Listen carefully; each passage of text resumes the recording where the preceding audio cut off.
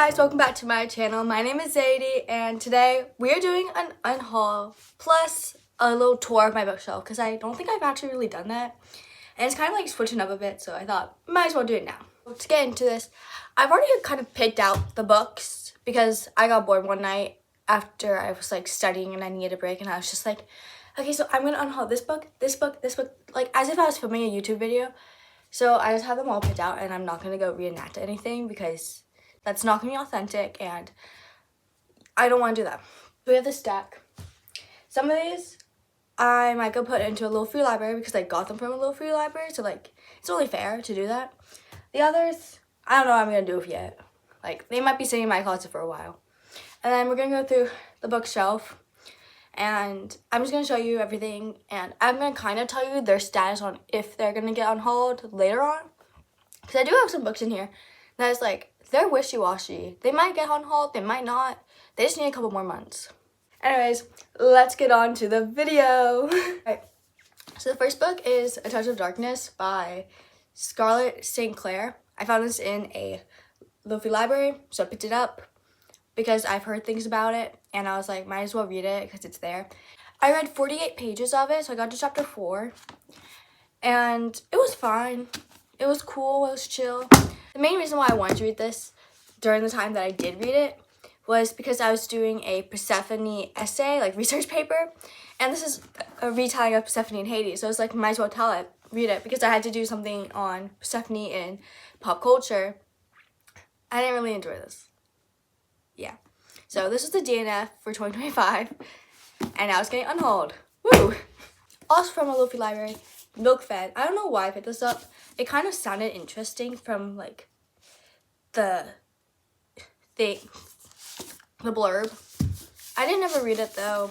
I don't think I'm gonna be interested in it. I think it's more of like a lit fic kind of thing.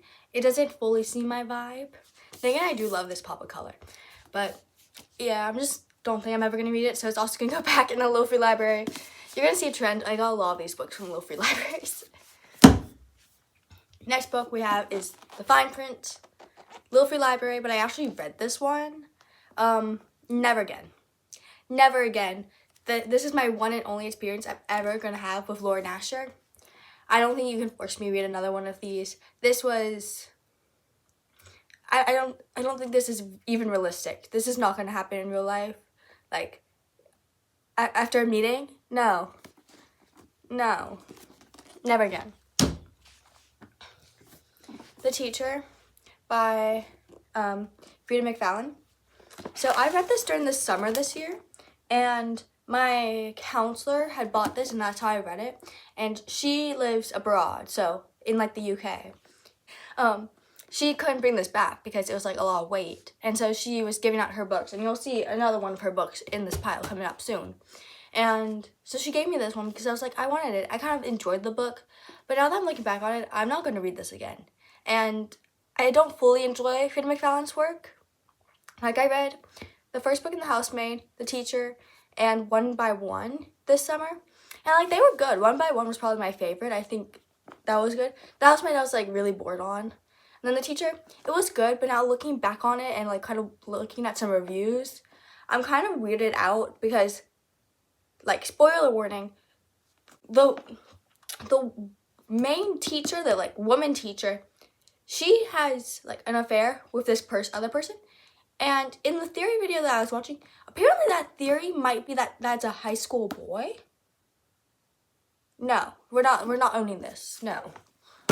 No, we do not condemn that. Alright, the next book is The Summer I Turned Pretty. I read the first book, well, this one, and it was fine. I'm never gonna pick it up again though. I'm never gonna reread it. I'm never gonna do anything with it. So it's like, why own it? Why own it? I'm not gonna read it, why own it?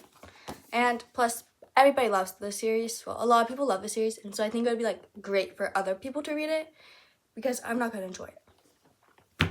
Also, I'm sorry that I talk kind of fast. I'm really used to talking fast, and it's hard for me to slow down. Alright, next book. This is also one that my counselor gave me. It's Wildfire by Hannah Grace. I've read Icebreaker and Wildfire. I was one of those kids who read Icebreaker as middle schooler. Yeah, this is the better of the two. I'm never reading Daydream. I can't, it does not look good. Like, No.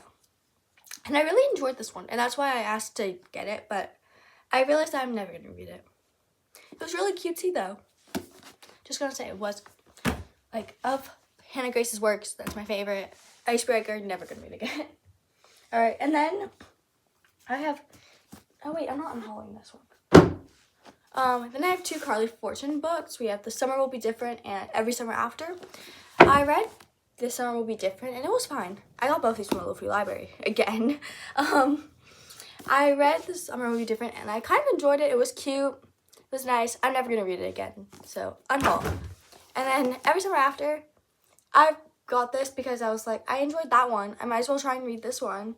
I don't think I'm going to read this. I have no want to read it, and so there's no reason to keep it. Next book, which I'm kind of sad about because it seems kind of interesting, is Catabass by R.F. Kuang.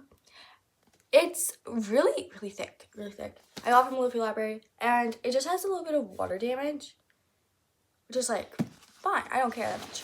But I don't think I'm ever really going to read it. It's really thick. I do want to read an R.F. Kuang book.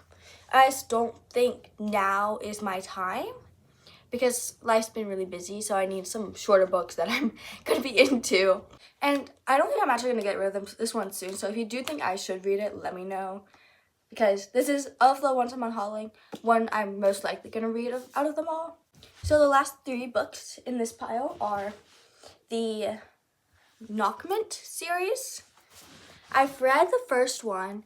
I read it in the summer, like 2 years ago, and then a friend at camp didn't want this series, so I took it because I was like, might as well. I kind of want to read it. And I actually don't think I'm ever going to read it. They're really thick, and I just started realizing how much I like didn't care for this book, and so I was like, why read these 2 if I didn't care for this one? They also have a little damage. I really don't care about damage. Like, if it can be damaged, I will be okay.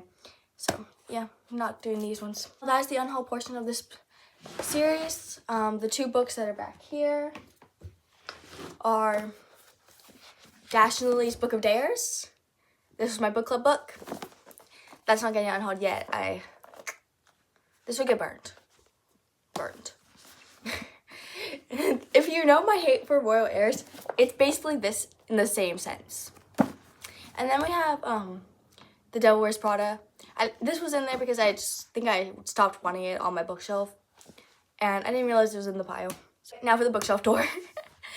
So on this end, we have The Hunger Games. It's really cutesy.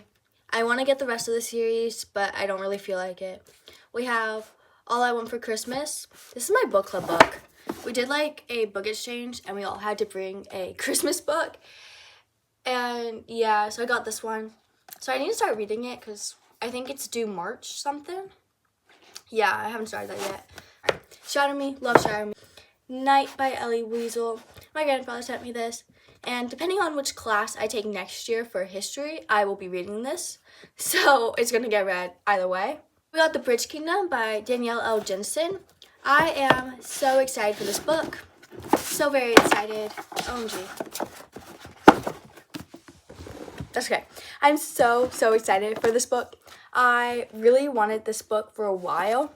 And then, really fun fact, during Christmas break, I was like really wanting to read an arranged marriage book with like that trope. I just don't know why. I was just like really into reading one of those ones. And I was like, I could just read a Wattpad. I could just read it on AO3. But I just had like a really bad experience with Wattpad recently. I'm really excited for this. My friend got me for my Christmas present. The only problem with it is it was the only book that they had at Books A Million. And so it's a little broken. But I really don't care. I still have my gift receipt, so I could return it to get a new one. Which I like low-key might, but I don't really think I want to. It gives it a little character. It gives me like, OMG, this is the one I got from Blah. I love you, Blah. We have the Once Upon a Broken Heart trilogy. I only have the first 2 books. I've read Once Upon a Broken Heart, and then I just haven't been into getting to read The Ballad of Never After. It's just because I know this was apparently like the best book in the series, and so I'm like kind of scared to. Because it's going to end on like a giant cliffhanger, and then I'm going to go into Curse of Never After, and I'm just going to be so sad because that's apparently the worst book in the series. But oh well. with the We Were Liars.